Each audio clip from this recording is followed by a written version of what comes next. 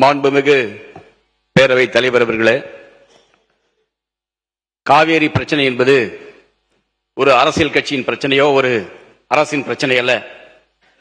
ஒட்டுமொத்த தமிழ்நாட்டுடைய அனைத்து அரசியல் கட்சியுடைய உயிர்நாடி பிரச்சனை. காவேரி பிரச்சனையில் கருத்தியல் ரீதியாக கொள்கை ரீதியாக மாறுபட்ட கருத்துக்கள் இருந்தாலும் இந்த அவையில் தொடர்ந்து 2014, 2015, 2018, 2022, 2026 காலகட்டங்களிலே காவேரி பிரச்சனைக்காக ஒத்த கருத்தோடு தீர்மானத்தை அனைத்து அரசியல் கட்சிகளும் ஆதரித்திருக்கின்றன. இன்னைக்கு காவேரி பிரச்சனை ரெண்டு பிரச்சனை இருக்கு. ஒன்னு, நமக்கு வழங்க வேண்டிய தண்ணீரை பெற வேண்டும். அதே போல காவேரி ஆற்றின் குறுக்கே கர்நாடகாவில் மேகதாட்டில் கர்நாடக அரசு அணை கட்டுவதை தடுத்து நிறுத்த வேண்டும். இந்த இரண்டு பிரச்சனைகளுக்கும் அனைத்து கட்சி கூட்டத்தை கூட்டி கருத்துக்களை கேட்டு சட்ட ரீதியாக எதிர்கொள்வதுதான் இதற்கு சரியான பிரச்சனை என்று ஏற்கனவே இந்த அவையில் நான் இந்திய கம்யூனிஸ்ட் கட்சியின் சார்பாக எங்களுடைய நிலைப்பாட்டை பதிவு செய்திருக்கிறோம். ஆகவே பேச்சுவார்த்தையின் மூலமாக இரண்டு மாநிலங்களுக்கிடையே பேச்சுவார்த்தை நடத்தி இதற்கு தீர்வு எட்டப்படவில்லை. ஏற்கனவே நமக்கு பல படிப்புகள் இருக்கிறது. ஏற்கனவே முதலமைச்சராக இருந்த அண்ணா திராவிட முன்னேற்றக் கழகத்துடைய முன்னாள் முதலமைச்சர் அம்மையார் ஜெயலலிதா அவர்கள், தேவராஜ அரசு அவர்கள் முதலமைச்சராக இருந்த போது கர்நாடகாவுக்கு பேச்சுவார்த்தைக்கு சென்று அதிலே தீர்வு எட்டப்படாமல் அந்த கூட்டத்திலே குடிப்பதற்காக வைக்கப்பட்டிருந்த தண்ணீரை கூட ஒரு சொட்டு தண்ணீர் தமிழ்நாட்டுக்கு தராதை நான் அந்த தண்ணீரை கூட குடிக்க மாட்டேன் என்ற அந்த கூட்டத்தை புறக்கணித்து வந்தவர். உச்ச நீதிமன்றம் ஆணை பிறப்பித்தது. அதுக்காக போனாங்க. தண்ணீர் தரமாட்டேன்னு சொல்லி சொன்னாங்க. அதனால வைக்கப்பட்ட குடி தண்ணீரை கூட ஒரு சொட்டு தண்ணீர் குடிக்காம புறக்கணிச்சாங்கன்னு சொல்ல வர. தப்பா சொல்ல. மாண்பு உறுப்பினர் நீங்கள் கொடுத்திருக்கிற அந்த தீர்மானத்தை ஒட்டி பேசுங்க சொல்வதற்கு காரணம் என்ன? இருங்க, இரு மாநிலங்களுக்கிடையே இரு மாநில மக்களுக்கிடையே பல்வேறு நிகழ்வுகள் நடந்திருந்தாலும் அவற்றையெல்லாம் நீங்க திரும்ப திரும்ப சொல்வதன் மூலமாக எந்த இடத்திலும் வெறுப்புணர்வு வளராமல் பார்த்துக் கொள்ள வேண்டிய கடமை நமக்கு இருக்கிறது. அதெல்லாம் தண்ணி குடிக்கல நிகழ்வுகளை சொல்லாமல் நீங்கள் கொடுத்திருக்கிறது என்ன கொடுத்திருக்கீங்க? காவிரி ஆற்றின் குறுக்கே கர்நாடகம் மேகதாது அணை கட்டுவதை தடுத்து நிறுத்தி காவேரியிலிருந்து தமிழ்நாட்டுக்கு தண்ணீரை சட்ட ரீதியாக பெற வேண்டிய அவசியம் குறித்து இல்ல. அதனால மற்ற கர்நாடக அரசு அங்க நடந்த நிகழ்வு இதெல்லாம் விளக்கமா சொல்ல வேண்டிய அவசியம் இல்லை. பொதுமக்கள் மத்தியில் ஏற்பட்டுள்ள பதட்ட நிலை குறித்து கவனத்தை ஈர்த்து அமர்கிறேன் தான் அனுமதிக்கணும். ஆனால் பிரச்சனையுடைய தீவிரம் குறித்து அவசியம் குறித்து நான் பேச அனுமதித்திருக்கிறேன். சுருக்கமா பேசி முடியும். உரிமைக்காக நான் சொல்ல வரேன். நம்முடைய மாண்பு முதலமைச்சர் வந்து நல்லெண்ணத்தோடு விவசாயிகளை பாதுகாக்கணும் சொல்லி பேச்சுவார்த்தை நடத்த அவமானம் தாங்கினால் கூட பேச்சுவார்த்தை நடத்தி உரிய நீரை பெற்றுத்தரணும் சொல்லி நல்ல முயற்சி எடுத்தாரு. ஆமா, இதற்கு ஏற்கனவே நமக்கு படிப்பினை இருக்கு, தீர்வு எட்டப்படாது. ஆகவே அனைத்து கட்சி தலைவர்களை டெல்லிக்கு அழைத்து சென்று நாட்டுடைய பிரதமரை சந்தித்து ஒன்றிய நீர்வளத்துறை அமைச்சரை சந்தித்து தமிழ்நாட்டு மக்களும் இதில் ஒன்று. அமைச்சர் அவர்கள்,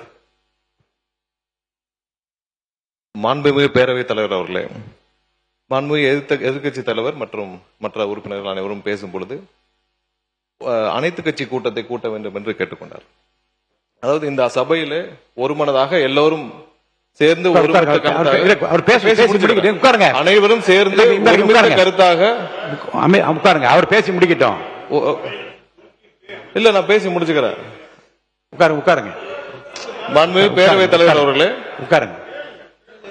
இல்ல, முடிச்சுக்கிறேன். மாண்புமிகு பேரவைத் தலைவர் அவர்களே, உட்காருங்க. அனைத்து கட்சிகளும் சேர்ந்து ஒருமித்த கருத்தாக தான் நம்ம தீர்மானம் நிறைவேற்றணும். அதை தாண்டியும் இப்பொழுது எதிர்க்கட்சி தலைவர் அவர்களும் மற்றவர்களும், முக்கியமாக எதிர்க்கட்சி தலைவர், அதாவது அனைத்து கட்சி கூட்டத்தை கூட்ட என்ன பயம்னு கேட்கிறார். 3 வருடங்களாக யாரை பார்த்தும் பயப்படாத எங்களுடைய தலைவர் இதுவரை எந்த பயமும் யாரை பார்த்தும் எந்த விதத்திலும் பயந்தது கிடையாது. 3 வருடமா நீங்களும் அதான் பார்த்துட்டு இருக்கீங்க. யாரை பார்த்தும் பயம் இல்லை. ஒரே ஒரு விஷயத்தை சொல்லிக்கிறோம். நாளை, அதாவது எங்களுடைய முதலமைச்சர் சார்பாக நாளை டீலிமிட்டேஷன், அதாவது முக்கியமான பிரச்சனை, இருங்க பேசிக்கலாம். முக்கியமான பிரச்சனை டீலிமிட்டேஷன் சார்பாக அனைத்து எம்பிக்கள் கூட்டத்தை முதலமைச்சர் கூட்டியிருக்கிறார். இல்ல இல்ல அனைத்து எம்பிக்கள் பிரச்சனை குறித்து நாளை டீலிமிட்டேஷன் சார்பாக, தமிழக உரிமைக்காக முக்கியமான பிரச்சனை சார்பாக நாளை முதலமைச்சர் அனைத்து எம்பிக்கள் கூட்டத்தை கூட்டியிருக்கிறார். அதற்கு திமுக எம்பிக்கள் கலந்து கொள்வார்கள் என்பதை எதிர்க்கட்சியை தெரிவிக்குமாறு கேட்டுக்கொள்கிறேன்.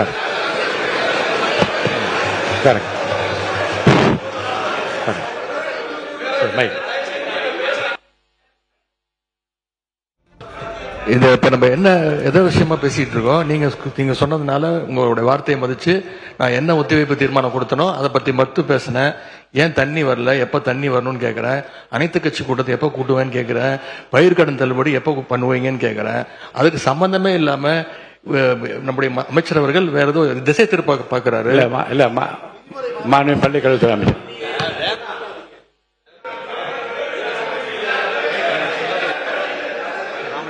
மாண்பு பள்ளிக்கல்வித்துறை அமைச்சர் பேசி முடிங்க.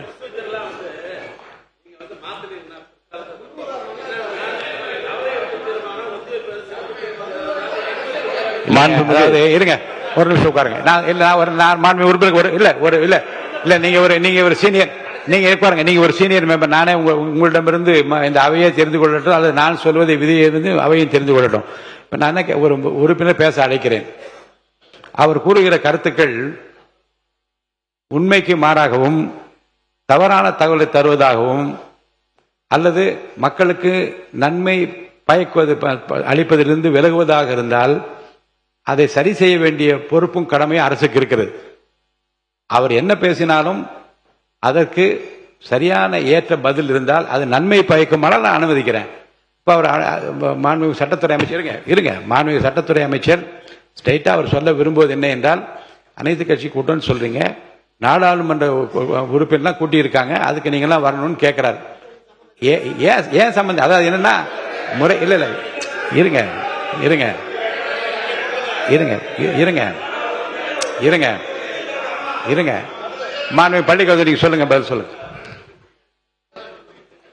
மாண்புமிகு சட்டமன்ற பேரவை தலைவர் அவர்களே, வரலாற்று சிறப்புமிக்க நம்முடைய இந்த தமிழ்நாடு சட்டமன்றத்தில் 6/12/2018 அதாவது 2018ஆம் ஆண்டு டிசம்பர் மாதம் 6ஆம் தேதி இதே போன்ற ஒரு நிகழ்வில் காலையில் நம்முடைய சட்டமன்ற நிகழ்வை முடித்து அன்று மதியமே மிக முக்கியமான ஒரு சிறப்பு தீர்மானம் நிறைவேற்றப்பட்டதை சுட்டிக்காட்டி, அனைத்து கட்சி கூட்டத்தினுடைய நோக்கம் என்பது என்ன? அனைத்து கட்சிகளின் குரலும் நாட்டின் நலன் கருதி ஒன்றாக மக்கள் பிரதிநிதிகள் ஒன்று கூடி ஒரு தீர்மானத்தை நிறைவேற்றுவது.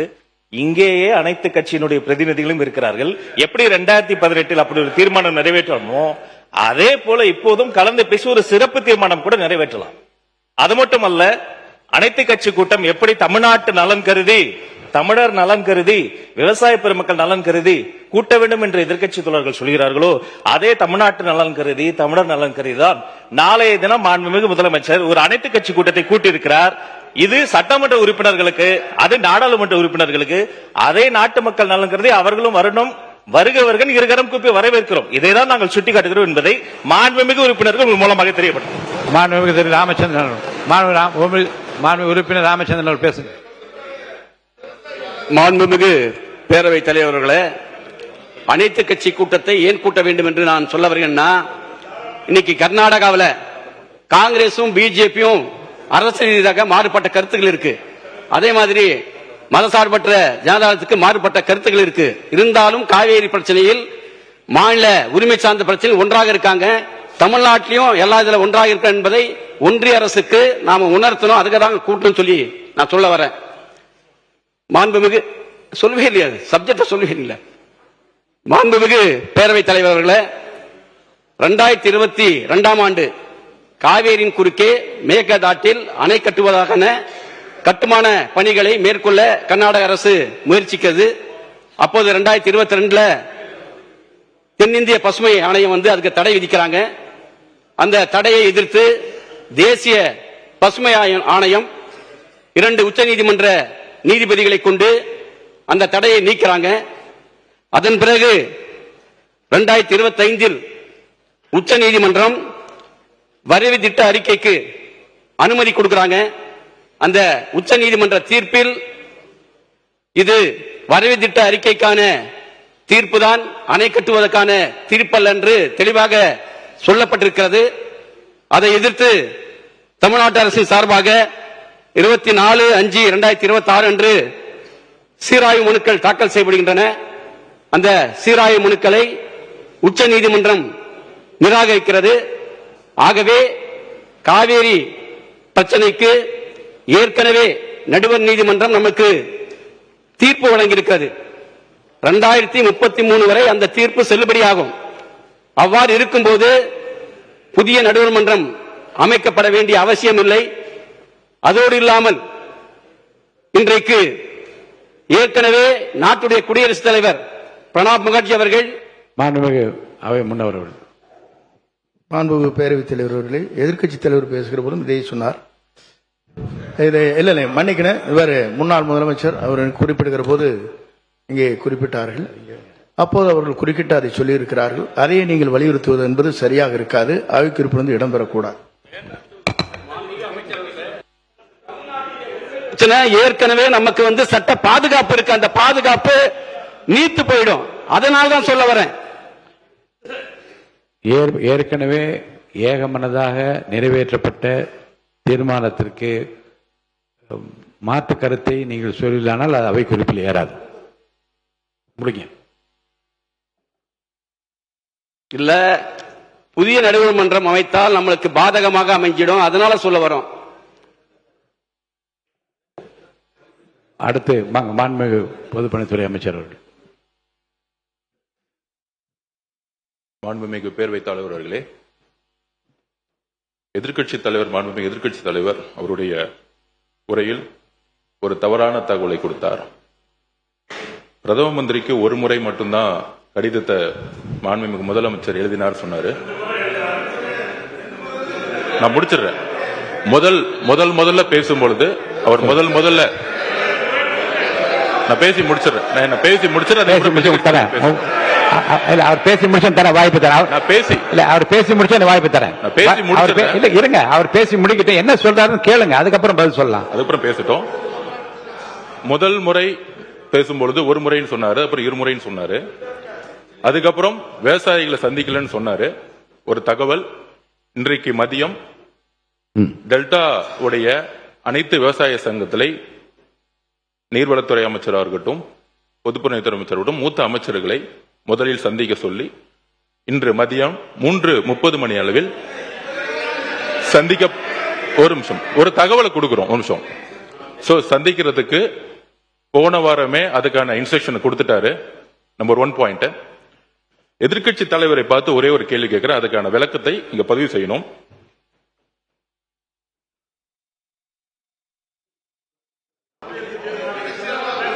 கர்நாடக அரசு மேகதாது அணை கட்டுவதற்கான அதாவது என்ன கொஞ்சம் பேச விடுங்க. ஏன்னா எதிர்க்கட்சி தலைவர் கேட்டதுக்கு ஒரு பதில் மட்டும் நான் கேட்கணும். அவர்கிட்ட ஒரே ஒரு கேள்வி கேட்டுக்கிறேன்.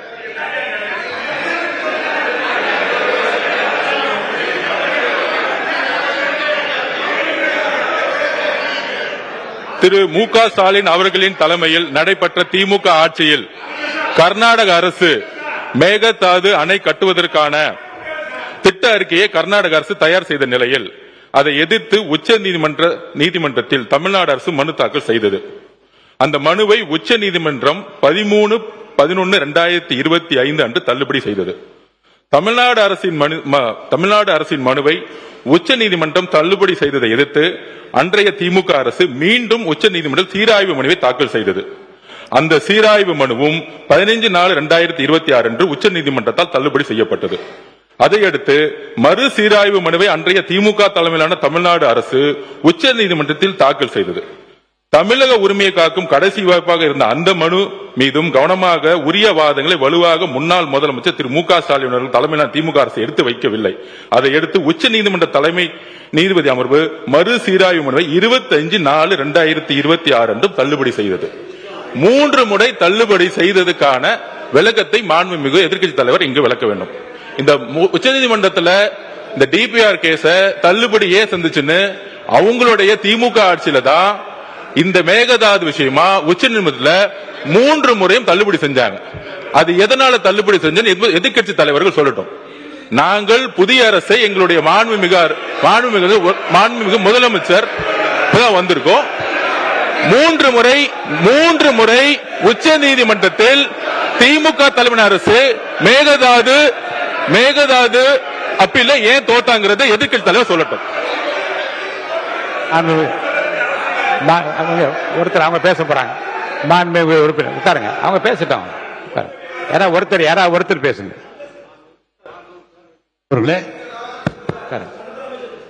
உச்ச நீதிமன்றத்தில் முதலிலே தீர்ப்பு தள்ளுபடி ஆகிறது, மீண்டும் சீராய்வு மனு போடப்பட்டது, அதுவும் தள்ளுபடி ஆகிறது, மீண்டும் சீராய்வு மனு மறு சீராய்வு போட்ட போது உச்சநீதிமன்றத்தை சொல்லி தள்ளுபடி அல்ல, நீங்கள் கொஞ்சம் அவகாசம் எடுத்துக்கொண்டு வர வேண்டும் என்று சொன்னார்களே தவிர முழுமையாக சொல்லவில்லை. ஒன்று. இரண்டாவது, மாண்பு அமைச்சர் பெருமக்கள் முதலமைச்சரை புகழ்ந்து பேசுவது என்பது இயல்பு, அவர் பேசட்டும், அதெல்லாம் ஒன்று, எந்த விதமான மாறுபாடான கருத்து அல்ல. அவர் 3 ஆண்டு காலம் யாரை கண்டு பயப்பட வேண்டும் என்று சொல்லி முதலமைச்சரை குளிர்ப்பது அதை இங்கிருந்து ஒருத்தர் மாத்து பேசி நீங்க யாரை பாராட்ட நினைக்கிறீங்களோ சண்டை வளர்க்கறதா இருக்கு. நீங்க நல்லபடியா அந்த மேகதாது பிரச்சனையில் நம்முடைய ஒற்றுமையை பற்றி பேசுகிற போது இது போல் கருத்து மாறுபாடு தேவையில்லை என்பது என்னுடைய கருத்து. எனவே கழக அரசு தளபதி நமது தளபதி முன்னாள் முதலமைச்சர் அவர்கள் மேகதாதை பற்றி ஒரு நாள் கூட தாமதம் செய்யாமல் அடுத்த நடவடிக்கைகள் எடுத்திருக்கிறார் என்பதுதான் வரலாறு. மாண்புமிகு உறுப்பினர் சௌமியா அன்புமணி அவர்கள் வாங்க. நிறைய பேசிட்டீங்க. நீங்க கொடுத்து பாருங்க, நீங்க கொடுத்து பெருமக்கள் பேசியிருக்காங்க, சட்டமன்றத்தில் பேசி பாருங்க, தயவுசெய்து அமருங்க. பொறுப்பு சபாநாயகருக்கு காவிரி ஆற்றின் குறுக்கே கர்நாடகத்தில் மேகதாது அணை கட்டப்படுவதை குறித்து அதை தடுத்து நிறுத்த தமிழ்நாட்டுக்குரிய தண்ணீரை சட்ட ரீதியாக பெற வேண்டிய அவசியம் குறித்து நிறைய பேசிட்டீங்க. இது போதுமானது. மாண்பு உறுப்பினர் சௌமியா அன்புமணி அவர்கள் பேசிட்டு இருக்காங்க. ஒரு நிமிஷம், நான் முடிக்க போறேன். இல்லைங்க, முடிக்க போறீங்க. ஏற்கனவே ஏகமனதாக நிறைவேறப்பட்ட தீர்மானத்தை பற்றி நீங்க பேசுறீங்க. எப்படி நான் அனுமதிப்பேன் நினைக்கிறீங்க நீங்க? நான் பேசிட்டு இருக்கேன், குறுக்கீடுகள் இருக்க, நீங்க குறுக்கீடுலாம் பார்க்கணும் இல்லையா? இல்ல, நீங்க பாருங்க,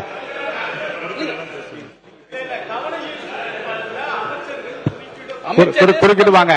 அமைச்சர் தவறான தகவல் தரப்பட்டால் அமைச்சர் குறுக்கிடுவதற்கு நான் அனுமதிப்பேன்.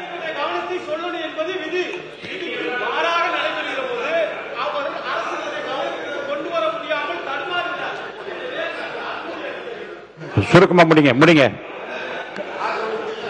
மாண்புமிகு பேரவைத் தலைவர்களே, காவிரி மேலாண்மை ஆணையம் 3500 கன அடி வந்து ஒரு நாளைக்கு திறந்து சொல்லி தீர்ப்பு வழங்கியிருக்கு. அதை கூட வழங்க கர்நாடகா வந்து மறுக்குது. இப்ப அங்க மழை பொழிவு அதிகமா இருப்பதால அணைகளா நிரம்பி இருக்கிறதுனால இன்னைக்கு 35,000 கன அடி தண்ணீர் வந்துட்டு இருக்கு. நம்ம குறுவை சாகுபடி செய்யணும்னா அதே மாதிரி நம்மளுக்கு வந்து 40 TMC தண்ணீர் தேவைப்படுகிறது. இன்னைக்கு ஏற்கனவே குறுவை வந்து சாகுபடி வந்து இன்னைக்கு பயிர்கள்லாம் காஞ்சி போச்சு. ஆகவே உரிய நிவாரணம் ஒரு ஏக்கருக்கு 25,000 ரூபாய் கொடுக்கணும். அதே மாதிரி பாத்தீங்கன்னா விவசாய தொழிலாளிகள் வந்து வாழ்வாதாரம் பாதிக்கப்பட்டிருக்கு. அவங்க குடும்ப அட்டைக்கு 5,000 ரூபாய் வழங்கணும் சொல்லி இந்திய கம்யூனிஸ்ட் கட்சியின் சார்பாக அரசின் கவனத்தை ஈர்த்து அமர்கிறேன். நன்றி, வணக்கம்.